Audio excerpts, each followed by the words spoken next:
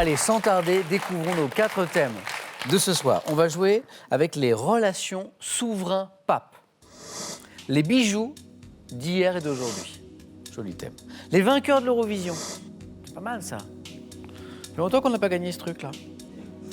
Le thème mystère. Dernier thème. Fabien, premier qualifié, a le temps qu'il veut pour réfléchir, pour choisir. Je vais prendre des vainqueurs de l'Eurovision. Ok Fabien, c'est parti.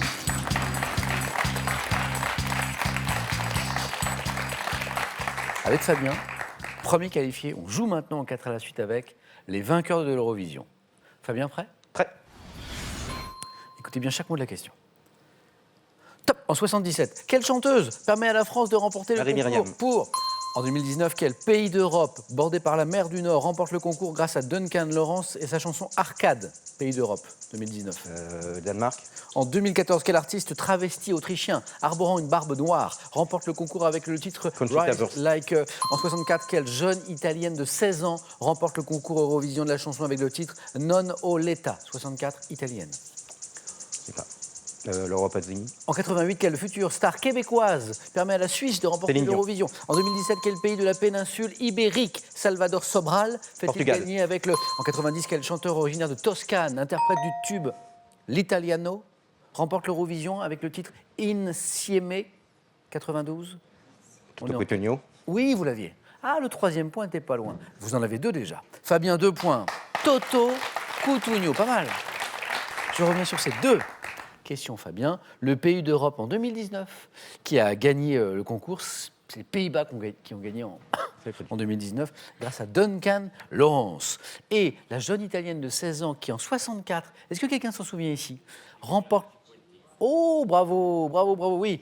Remporte le concours Eurovision de la chanson avec le titre Non o Letta, comment on dit, Gigliola Cinquetti. Cinquetti. Aucune idée. Fabien, 2 points. Merci à vous. Merci.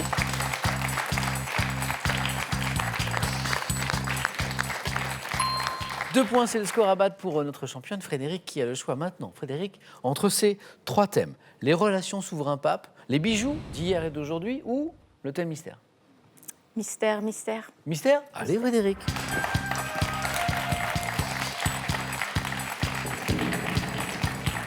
Croyez-vous. Vous l'avez déjà choisi dans une émission précédente ou pas?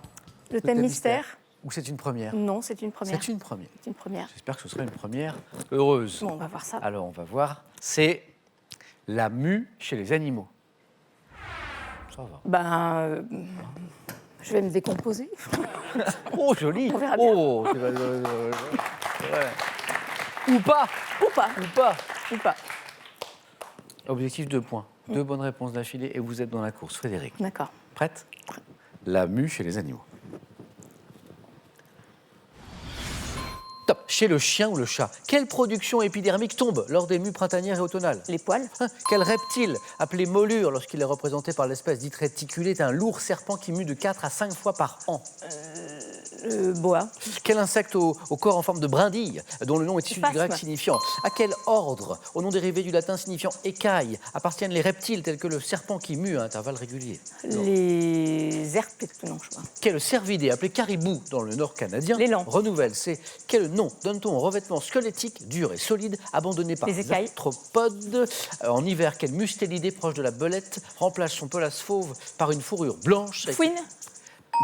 Oh, Hermine. Hermine. 1 point. 1 point. 1 point. Pas décomposé, mais... Mais presque. Alors, j'ai 2 bonnes réponses, puisque le phasme, l'insecte en forme de brindille, très bonne réponse, et puis les poils qui tombent chez le chien ou le chat. Le revêtement squelettique abandonné par les arthropodes, c'est la carapace Oui. ou exosquelette, ou cuticule. Le cervidé appelé caribou dans le nord canadien. L'orignal. Non, c'est le renne. À Lorraine. C'est le renne qui renouvelle ses bois tous les ans. L'ordre des reptiles tels que le serpent qui mue à intervalles réguliers, c'est l'ordre des squamates.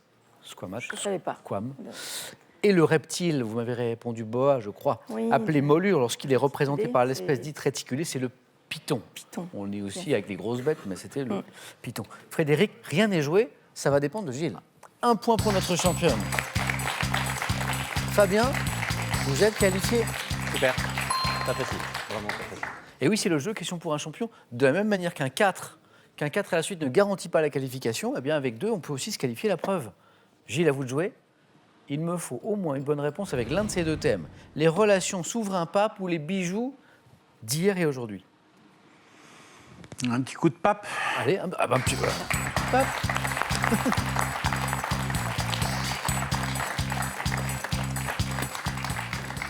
Les relations souverain-pape.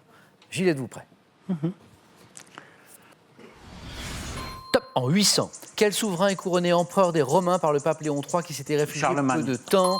En 1856, quel empereur des Français demande au pape Pie IX d'être le parrain de son fils? 1856. Empereur des Français, 1856.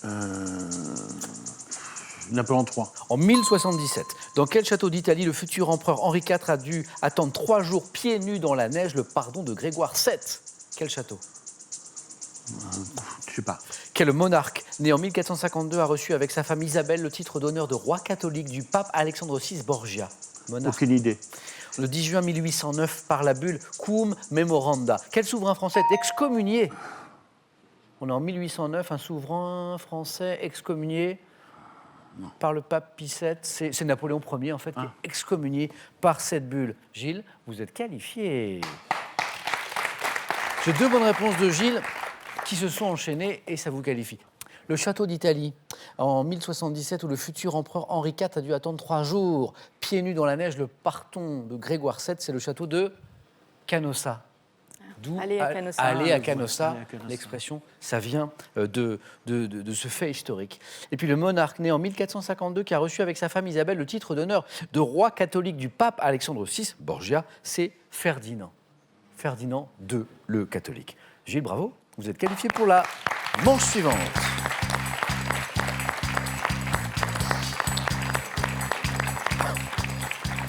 Sorry, désolé.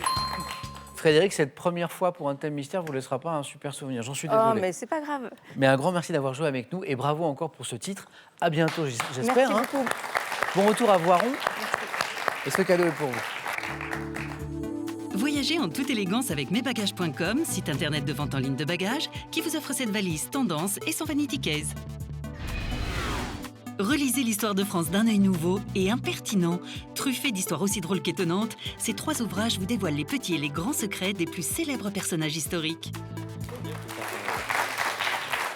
50 000 € pour vous à la maison, à gagner maintenant avec cette question autour de Brice de Nice. Vous savez, dans le film Brice de Nice, pour quel sport Jean Dujardin se passionne-t-il? Est-ce qu'il s'agit 1. du football, 2. du surf? 32 43 pour le téléphone et pour la bonne réponse par SMS 1 ou 2 au 7 10 20 et on tirera au sort parmi les bonnes réponses. On aura un nouveau champion ce soir. La question c'est qui? Fabien ou Gilles? Réponse, ne bougez pas les amis.